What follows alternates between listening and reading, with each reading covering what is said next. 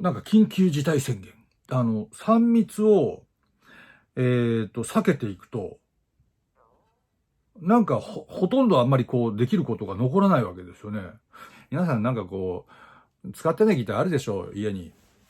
カクタスを持ってる人たちが、世の中にある程度、こう、ビギナーでしょうね。増えたんで、こういうことをしてもいいのかなと思ってね。そういえば、ノルウェーの森っていう曲も、ステイホームですね。家の中で起きてることを歌ってる曲ですよね。ちゃんと指使いをしっかりやって、正しくギターを上達していってくださいっていうことなのですが、今ね、家にいなさいの時に、これをね、うるさくこちらが言ってね、煩わしいって言って心の弱い人たちが外に飛び出していってしまうという嫌なので、指一本だけ、もう人差し指でいいです。人差し指一本だけで、弾いちゃえばいい。ノルウェーの森のギターリフはね、幅広い世代にね、特にギターのビギナーの人たちには、あれが弾けたら死んでもいいって、こう、なかなか言われてるような憧れのリフなんですけど、これ、今日ぶっちゃけ弾けちゃいますから、お願いです。死なないでください。皆さん、ノルウェーの森のこのリフ、大きく3ブロックに分けてあります。最終的にくっつけたらリフになります。はい、カクタスは1フレット、2フレット目にしっかり装着してください。人差し指を出してください。もちろん左手の人差し指でございます。こうやるとあれだよね。指紋認証とかでこうスキャンされるんですよね。もう怖い時代ですね。目に映ったなんか景色とかもやばいんでしょ、今。ね、怖い時代ですね。まず、3ブロック中の1ブロック目からスタートします。はい。最初、頑張りましょう。はい。ここに置きます。図が出るんでしょうね、後で、これ。図が出ますね。最初だけ言いましょうか、ちゃんと。はい。ゆっくりいきます。人差し指で、どこを押さえるかっていうと、いいですか？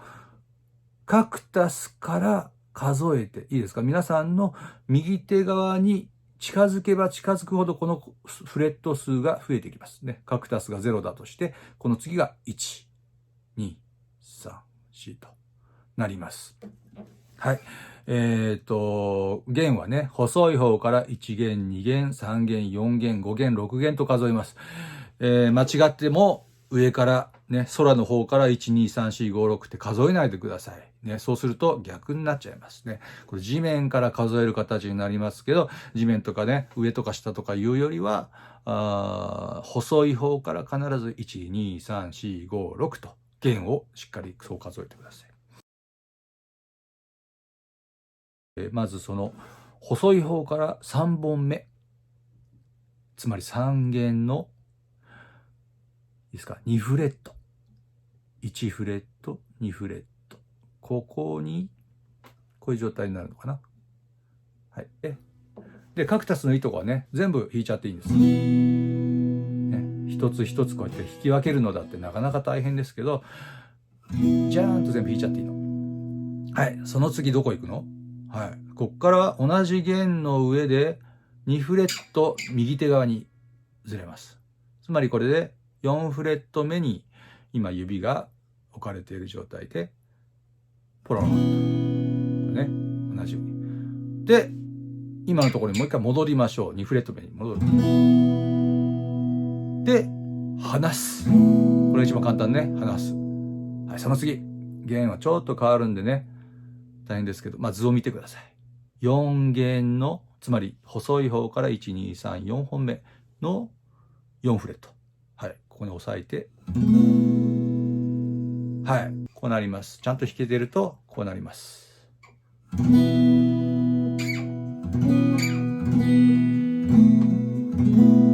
なります。ね。ここまでが、まず3分の1です。はい。それでは1ブロック目を覚えました。いいですか？これ覚えてからちゃんと次に行ってくださいね。覚えてから次行ってください。いいですか？さあ、覚えましたので、次に行きます。2番目。図が出ました。はい。これは今どこにあるかというと、4弦の2フレット。ポロロンと。ですか？はい。そして、離す。簡単ですね。はい。で、この指を4弦の4フレットですね。で、もう一回離す。はい。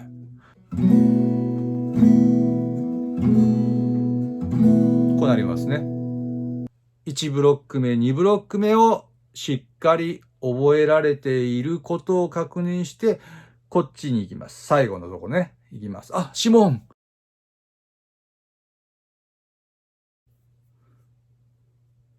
はい。ということで、最後の3ブロック行きます。5弦の3フレットに人差し指を置いて、はい。これちゃんとしっかり押さえた状態でポロンと。これまた、離します。ですか？そして、さっきの押さえてたその3フレットの隣の2フレットですね。同じ弦の2フレットのところにもう一回置いて、います。で、一番最後が、この人差し指が、ちょっとここだけね、スッと機敏に、同じフレット上の今5弦にありますけども、これを3弦に、ポンと。もう一回いきますよ。3弦に、ポンと。はい。これで、ポーンと。はい。これを続けていくと、こうなります。つなげてみましょうか。単純に順番をね、確認する。まだリズムに乗っていません。いきますよ。スタートはここですね。はい。ここから。な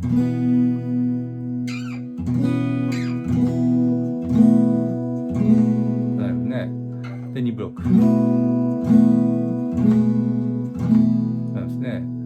で、3ブロック。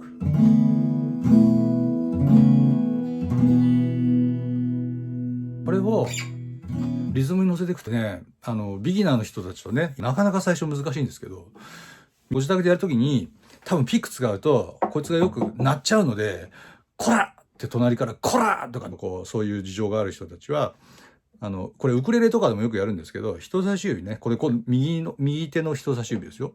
右手の人差し指をこう、こういう感じでちょっとこう、なんかつまむような感じで、こういう感じにしてね、ちょっと浅く弦にこう当てるんですね。これでいいです、これで。で、必ず振り下げるところから始める。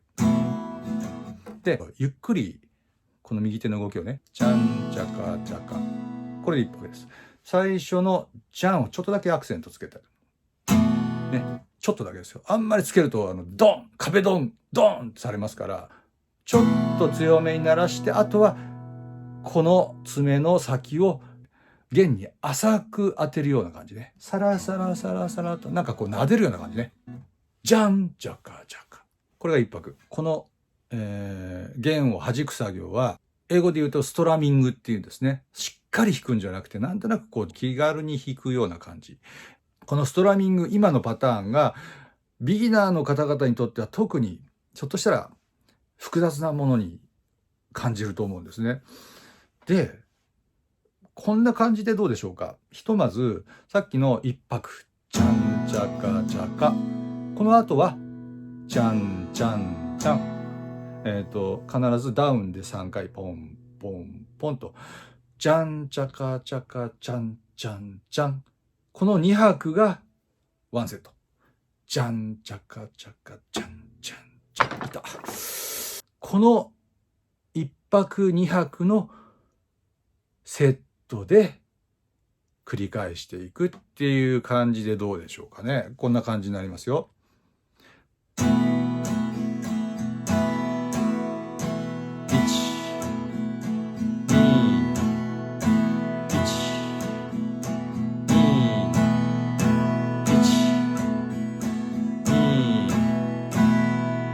こういうフレーズにしましょうか。ね。あ、いいこと教えます、皆さん。上達するビギナーの方と上達しないビギナーの方々の、傾向が、なんとなく私は立場上よくわかるんですね。ものすごい数のビギナーの方々を見てきましたけど、明らかにわかることがあるんですね。皆さんどちらか A か B かのパターンで、自己分析してください。まずじゃあ A パターンの人今行きましょうか。A パターンのビギナーの方はこんな感じ。よし。練習するぞ。今日はしっかりやるぞ。上手くなるぞ。よし。せーの。もうすでに息とかしてない。一生懸命やってます。気持ちを乗せてね、練習してます。はい。肩も凝りそうですね。はい。ちょっとその辺ヒントになってしまいましたね。僕はもう本当にわかんないです。もうクイズの出し方が下手っぴですね。こんな感じです。B のタイプのビギナーはこんな感じ。ギターの練習もしたいけど、ちょっとこの番組、このドラマ、ちょっとどうしても見たいんだな、ちくしょう。まあいいか、ちょっと手だけ動かしとけ。もうこれいいや、もう、じゃん、じゃか、じゃか、よし、ドラマ見よう。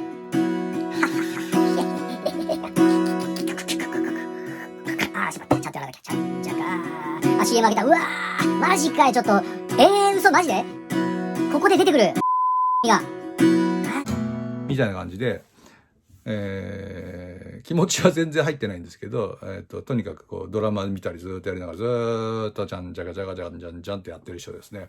さあ、この A と B のどっちが挫折するんでしょうか。ということで、正解はですね、A なんですね。非常にリスクが高いんですね、挫折のリスクが。一生懸命練習すべき練習がもちろんあるんですね。なんですが、今のように、こういう単純作業に対して前例で取り組んですり減ってしまう。使い分けてください。音符を読む人たちはもちろん音符と向き合うとき、これはドラマなんか見てちゃいけません。ここはしっかりと向き合ってください。一方、このストラミングですね。単純作業。この類はですね、とにかく一回でも多くのこの経験を積んでほしいんですね。なんか自分がね、やりたいこと、まあできればね、手を使わないものにしてほしいんですね。このストラミングを気がついたらもう2時間やってるわ、アホだな俺みたいな状態になると、ギターの挫折っていうのはものすごくリスクが減りますんで、やってみてください。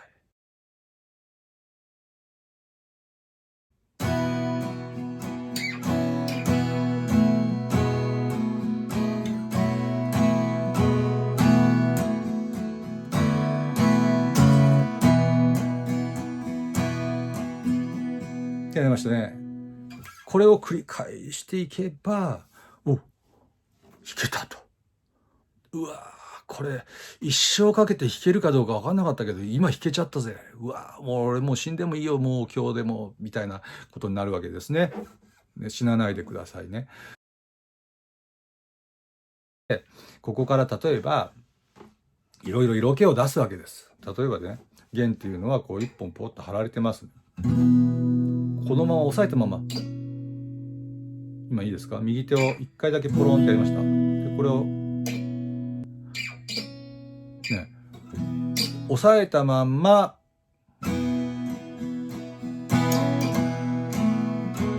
聞こえましたか？これをね、ここで弾いて移動させるんです。弾いて移動させる。そうするとちょっとこうしゃくれてね、色気が出るんですね。大物歌手とかもね、こうえぐっていく人いるじゃないですか。こう、はー、今ちょっとちょっとね、こうえぐったんですね。はーじゃなくて、はーっていく人いるでしょ。こうやるとちょっとこう曲の雰囲気になんかこうちょっと柔らかさが宿るわけですよね。ちょっと指痛くなると思いますけど、今ちょっとそのスライド奏法っていうのはこの1箇所だけでいいと思います。この次、ここだけ頑張ってスライド奏法にしてみたら、ちょっとやるな、過大評価され始めますから、さらにモテたいという人がいたらですね、この3つ目のね、これの本当の一番最後のところの動きがあったでしょ。だったでしょ。最後のじゃん、じゃん、じゃん。この最後の、じゃん。こいつをですね、こんな風にしてみたらどうでしょう。タン、タン、タン。この後ね、開放弦で弾いた後に、バツンとですね、ハンマーみたいに、ポンってね、ポンって打ちつける感じで、勢いよく、こうなる。弾いて、打つ。ね、これが上手にできれば、ダーンってさっきの、えぐってしゃくっていく感じの、ニュアンスの一つなんです。さっきはスライドだったんですけど、これはね、ハンマリングオンっていう、ハンマリングオンっていうね、なんかこう、ちょっとかっこいい、ハンマリングオンって感じのね、テクニックになりますけど、ハンマリングオンをね、ここでやってあげると、ちょっとハンマリングオンの方がね、ハードル高いかもしれません。なぜかというと、勢いよくしっかり打ち込まないと、その音が出てこないんですね。最後に着地して、ここに収まらなきゃいけない音が出てこないんですね。だから、しっかりハンマリングオンをね、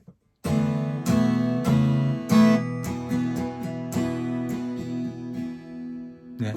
これで全部つなげていくとです。これ全部つなげていくと、いいですか？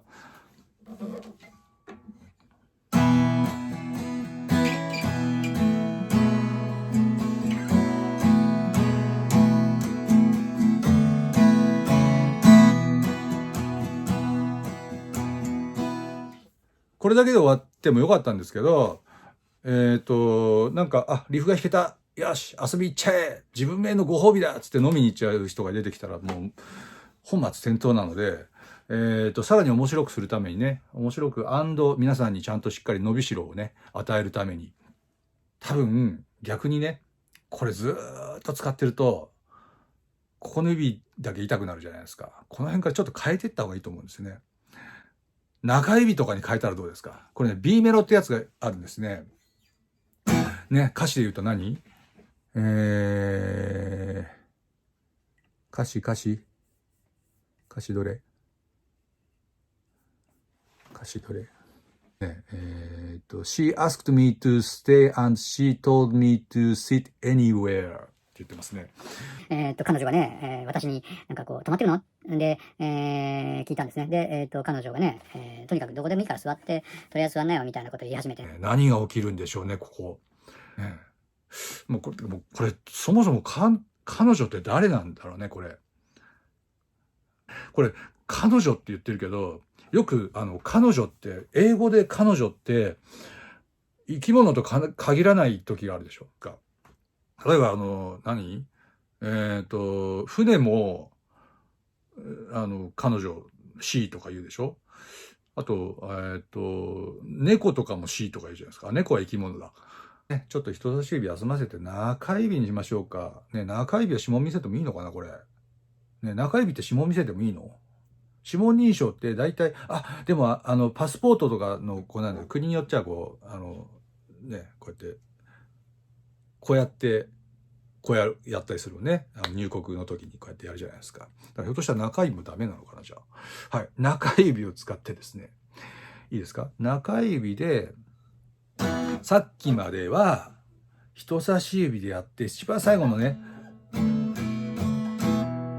この一番最後の着地ね、リフの着地のこのポジション、同じポジションをわざわざ中指に変えてきませんか？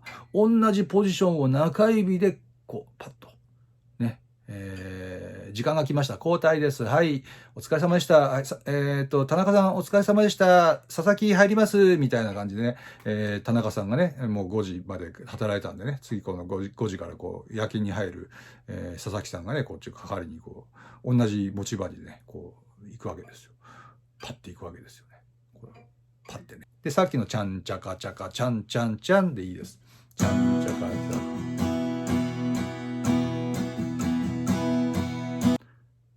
のサイズ続けてください。このままで続けてください。で、その後、これわざわざ一つずつやりましょうか。ね、佐々木さんもちょっとこの持ち場離れられませんので、一回トイレで休憩してパッていなくなりますけど、一瞬離れるんですけど、この離れた時に、こっちにですね、ちょっと裏門の方にですね、ここに大崎さんがですね、ここですいません、遅刻しましたってこれ入ってくるんですね。どこに入ってくるかというと、一番太い弦ですね。一番太い弦、6弦の3フレット。1、2、3フレットですね。ここにこう、大崎さん、大崎入ります。すいません、遅刻しました。つって、こうタイムカードをしてね、5時5分ぐらいにポッて入ってくるわけですよ。ね。なので、今、この大崎さんがですね、ここを押さえて。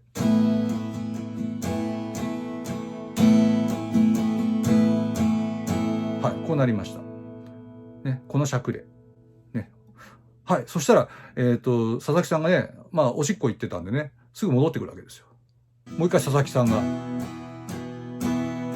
同じだけの尺言います。はい。そしたらですね、佐々木さん、なんかトイレで、なんか忘れ物しちゃったんですね。なんか、あれ、携帯がない。佐々木さん自分で取りに行くんですね。佐々木さんがどこに取りに行くかというと、同じ2フレット上の、今3弦にいるけど、5弦、ちょっととりあえず5弦に行ってみます。ね。で、そんなに長い時間じゃないので、今やりました。ちゃんちゃかちゃか、ちゃんちゃんちゃん。これだけ。で、あれ、ない。ここにはない。あ、もう一箇所ぐらいあったなと。もう一箇所どこかというと、この今5弦を4弦ですね。同じ2フレット上の1個細い弦の方に移動して、はい。ここ佐々木さんね。同じ佐々木さんが。はい。これでも。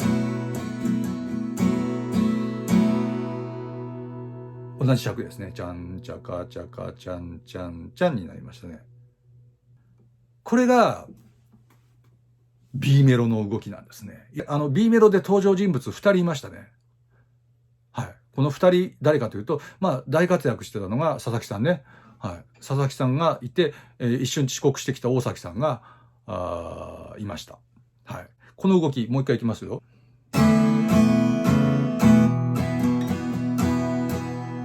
佐々木さんが出勤しましたけど、大崎さんが遅れてきまして、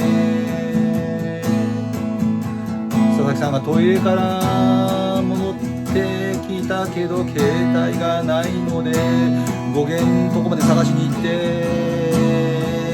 4弦に行ったら田中さんが戻ってきてリフになるわけですね。こうなるわけですね。これステイホームした価値があるんじゃない？これだってさ、これに対して歌を乗せなきゃいけないんですよ。音符の数はすごく多いんですね、この曲。なぜならいっぱい引っかいてるから。チャカチャカチャカってやってるから。だからなるべくこう、全体的にはサラサラと擦ってる感じで、そこにアクセントをパンパカパカパンパンパンパンって入れていく感じ。B メロの下りで、なんで、指使いをね、ちゃんとしたかというと、ここからね、これね、実は D マイナーの、ワンアップステージ。D マイナーというコードのワンアップステージの図を見てください。皆さん絶対押さなきゃいけないある一つの点。これを皆さん押さえてる状態なんですね。これ佐々木さんが押さえてるわけですよ。で、こっちの、大崎さんもね、大崎さんも、その G というコードのワンアップステージの図を見てください。やっぱそこにも、ここを必ず押さえてくださいっていうそのね、ポイントを皆さんが皆さんというか大崎さんがね、押さえてるわけです。だからどうなるかというと、この D マイナーが指一本で、佐々木さんしっかりできるようになったと。で、佐々木さんにもこう部下がついてくるわけですね。佐々木さんもちょっとだんだんこう人望が厚くなってくると、佐々木さんの下で働きたいっていう人たちがこう人事部にね、いろいろこう要請してくるわけですね。そうするとね、一人増えるわけですね、部下が。ね。で、どこに、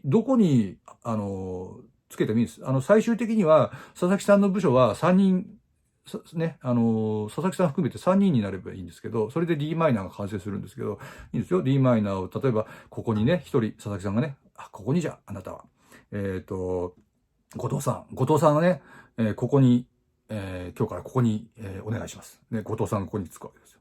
ね、で、これでもいいんですよ。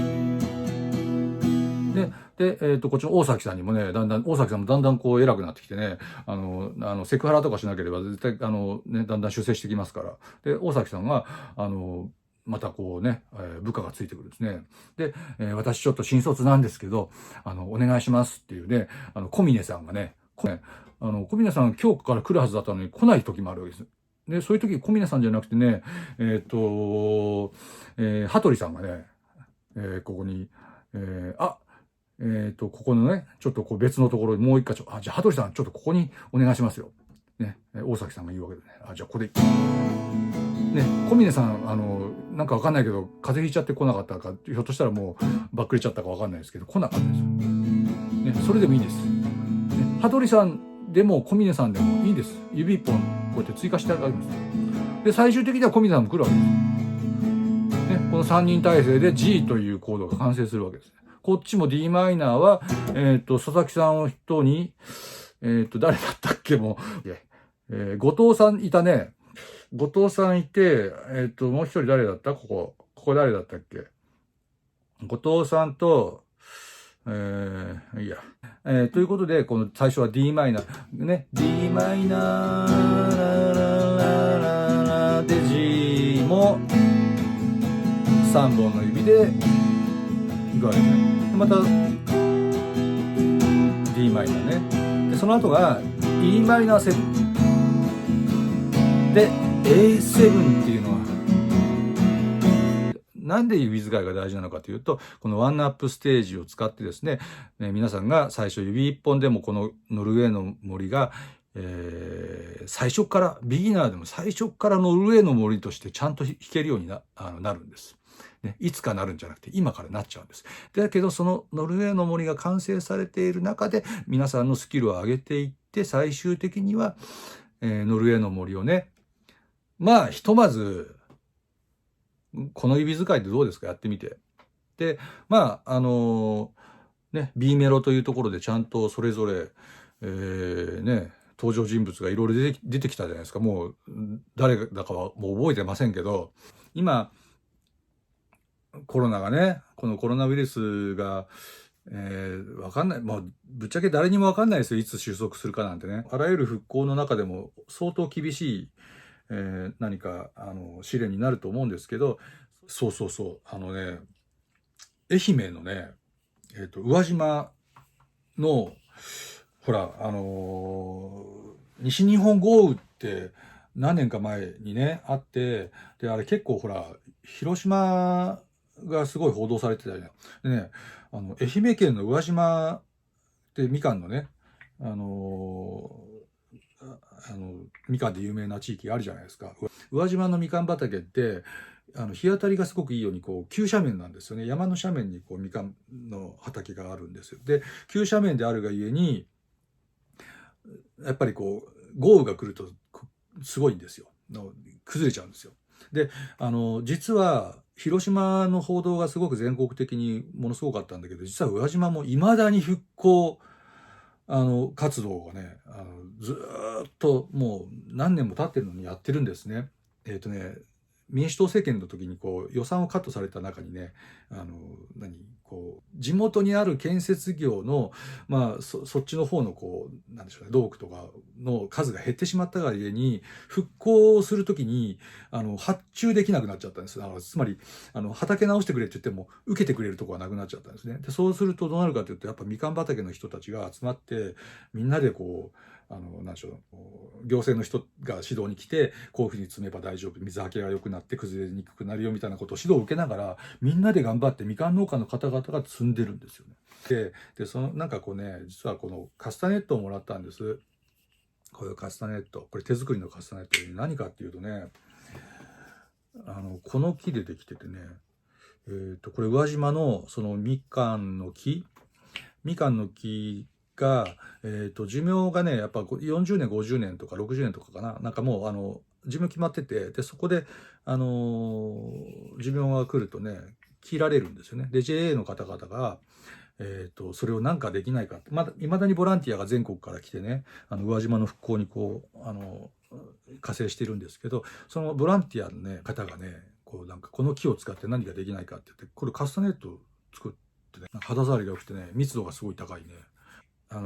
普通のカスタネットってどうやったってうまくスコーンって綺麗になるんですね。で、これは、みかんの木って多分カスタネットに一番いい木かどうかっていうと、実は、ぶっちゃけね、一番いい木ではないんですよね。ただ、そんな木にもスイートスポットがあるんですよ。